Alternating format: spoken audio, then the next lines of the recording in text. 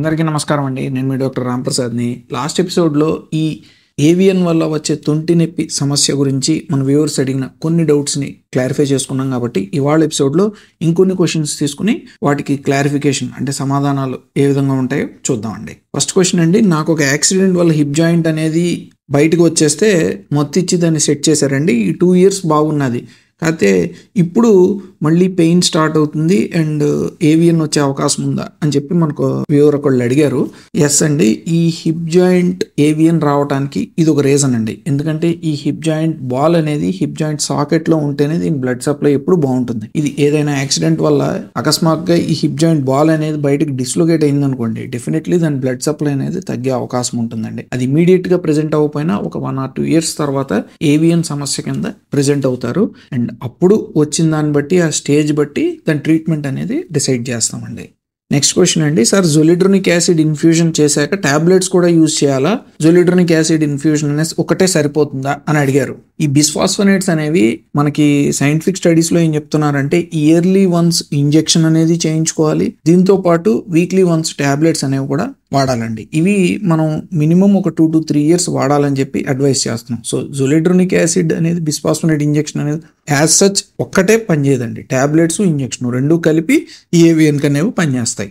Next question అండి, ఈ న్యూబోనా jelly medicines గురించి చెప్పండి అని అడిగారు. ఈ న్యూబోనా జెల్లీ అంటే ఇదేదో పెద్ద ప్రత్యేకంగా రాకెట్ మెడిసిన్ ఏం కాదండి. ఇదే మనకి బిస్ఫాస్ఫోనేట్స్ అనేవి జనరల్లీ ఎలాండ్రోనైట్ అనేవి ఇదివరకు ఏంటంటే టాబ్లెట్ రూపంలో తయారు చేసేవారు. ఈ టాబ్లెట్ కి ఏంటంటే కొంచెం గ్యాస్ట్రిక్ సైడ్ ఎఫెక్ట్స్ ఉంటాయి, ప్లస్ అబ్జార్ప్షన్ ఇష్యూస్ ఉంటాయండి. అంటే మనం ఒక 100 milligrams టాబ్లెట్ తీసుకుంటే 1% అబ్జార్ప్షన్ ఉంటుందండి.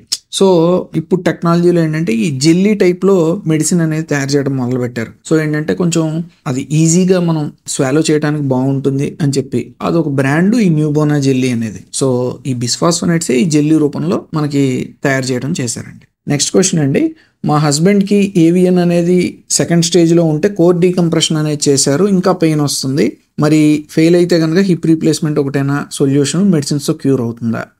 యాక్చువల్లీ కోర్ డీకంప్రెషన్ అనేది ఫ్రాంక్గా చెప్పాలంటే నేను కూడా ఇదివరకు చాలా విరివిగా అగ్రెసివ్గా చేసేవాడిని స్టేజ్ 2 స్టేజ్ 3లో వచ్చిన. కాకపోతే ఈ మధ్యకాలంలో ఏంటంటే మనం మెడికల్ ట్రీట్మెంట్తోనే ఈ ఏవియన్ కొంతవరకు రివర్స్ చేయగలుగుతున్నాం. కాబట్టి కోర్ డీకంప్రెషన్ ఆపరేషన్ అనేది అడ్వైజ్ చేయట్లేదండి. కాకపోతే ఒక్కొక్కసారి అంటే ఒక 50% to 40% పేషెంట్స్ కోర్ డీకంప్రెషన్ పని చేయకపోతే మేబీ వాళ్ళు ఇంకా బాగా సిమ్టమాటిక్గా ఉన్నారు, ఒక 6 months కూడా తగ్గట్లేదంటే హిప్ రీప్లేస్మెంట్ చేయించుకోవడం ఉపాయం అండి. బట్ స్టిల్ నేనైతే నా దగ్గరకు వచ్చిన పేషెంట్స్కి ఫెయిల్ అయినా సరే కోర్ డీకంప్రెషన్ మెడికల్ ట్రీట్మెంట్ అనేది స్టార్ట్ చేస్తాను. ఒక 6 to 8 months చూస్తాను, ఇప్పటికీ తగ్గకపోతే అప్పుడు హిప్ రీప్లేస్మెంట్ అనేది అడ్వైస్ చేస్తానండి. ఇంకా నెక్స్ట్ క్వశ్చన్ అండి, ఏవియన్ రైట్ ఫెమరల్ హెడ్ ఫికాటార్లెట్ స్టేజ్ 3 అని ఇచ్చారు, వాట్ ట్రీట్మెంట్ ఈస్ బెస్ట్ అడిగారు. ఈ స్టేజ్ 3 అంటే 1 and 2 అనేది ఎర్లీ స్టేజ్ అండి, 3 and 4 అనేది అడ్వాన్స్డ్ స్టేజ్. ఈ స్టేజ్ 3లో ఏమవుతుందంటే బాల్ యొక్క షేప్ స్లోగా మారటం అనేది, అంటే రౌండ్గా ఉండేదల్లా కొంచెం ఫ్లాట్గా అవటం మొదలు పెడుతుందండి.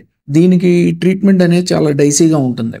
అంటే వాళ్ళు పెయిన్ సిమ్టమ్స్ కానీ లేదంటే వాళ్ళ ఆన్సెట్ ఆఫ్ సిమ్టమ్స్ అనేవి కొంచెం తక్కువ ఉన్నాయి, తక్కువ కాలంలో వచ్చాయి అని అంటే ఫస్ట్ ఎప్పుడన్నా మెడికల్ మేనేజ్మెంట్ ట్రై చేస్తామండి. కాకపోతే మాకు కొంచెం థ్రెషోల్డ్ అనేది తక్కువ ఉంటుంది, స్టేజ్ 3లోకి వెళ్ళిపోయారు కాబట్టి అంత ఇష్యూరెన్స్ ఇవ్వము. ఒకవేళ స్టేజ్ 3లోకి వెళ్ళిన తర్వాత వాళ్ళు సిమ్టమ్స్ అనేవి తగ్గట్లేదు అని అనుకుంటే కనుక డెఫినెట్లీ హిప్ రీప్లేస్మెంట్ కానీ రొటేషన్ ఆస్టియోటమీస్ కానీ ఈ 2 చేయించుకోవాల్సిన అవసరం వచ్చే అవకాశం అనేది ఎక్కువ ఉంటుంది అని చెప్పి నేను అడ్వైస్ చేస్తాను. ఇంకా నెక్స్ట్ క్వశ్చన్ అండి, what are the side effects of bisphosphonates? Will they create other serious side effects or how? ఈ బిస్ఫాస్ఫోనేట్స్ అనేవి ఇవేంటంటే కొంచెం లాంగ్ రన్లోనే వాడాలి ఈ ఏవియన్ హిప్ పెయిన్ సమస్యకి. కాకపోతే మనకి శాస్త్రీయ పరిశోధనలు సైంటిఫిక్ ఎవిడెన్స్ ఏం చెప్తున్నాయంటే ఈ బిస్ఫాస్ఫోనేట్స్ అనేవి 5 to 10 years కూడా ఎముకల బలహీనతకు వాడతారు. వాళ్ళల్లో కొంచెం సైడ్ ఎఫెక్ట్స్ అంటే చాలా ఏటిపికల్గా ఎముకలు ఇరగటం, అంటే అందరికీ సాధారణంగా ఒక రకంగా ఎముకలు ఇరిగితే వీళ్ళకి ఎముకలు ఇంకో విధంగా ఇరుగుతాయి, అదొక రకమైన పెళుసుబారుతనం వస్తుంది. అండ్ కొంతమందిలో ఏంటంటే ఇక్కడ జా బోన్లో బ్లడ్ సప్లై తగ్గుతుందని కొన్ని కేసుల్లో రిపోర్ట్ చేశారు. బట్ ఇవన్నీ కూడా ఏంటంటే చాలా లాంగ్ రన్ 5 to 10 years వాడితే వస్తుంది. కాకపోతే మేము అడ్వైస్ చేసేది ఏంటంటే ఈ ఏవియన్ సమస్యకి జనరల్లీ 3 years వరకు వాడమని చెప్తాం. సో ఇలాంటి సైడ్ ఎఫెక్ట్స్ అన్నీ కూడా మనకి బిస్ఫాస్ఫోనేట్స్ వల్ల 3 yearsకి రావండి. సో దాని గురించి ఏమీ భయపడాల్సిన అవసరం లేదు. సో ఇవాళ ఈ ఎపిసోడ్లో కొన్ని క్వశ్చన్స్కి క్లారిఫికేషన్ అనేది చూసాం కాబట్టి నెక్స్ట్ ఎపిసోడ్స్లో ఈ ఏవియన్ సమస్య గురించి ఇంకొన్ని క్వశ్చన్స్ తీసుకుని వాటికి క్లారిఫికేషన్స్ సమాధానాలు చూద్దామండి. సో మన వ్యూవర్స్కి ఎవరైనా ఇంకేమైనా డౌట్స్ ఉంటే కూడా డెఫినెట్లీ వాళ్ళు కమెంట్స్ బాక్స్లో కనుక వాళ్ళ డౌట్స్ అడిగితే కనుక డెఫినెట్లీ నేను ఒకరోజు ఆ క్వశ్చన్స్ అన్ని తీసుకుని క్లారిఫై చేయడానికి ప్రయత్నిస్తానండి. Thank you for watching our video.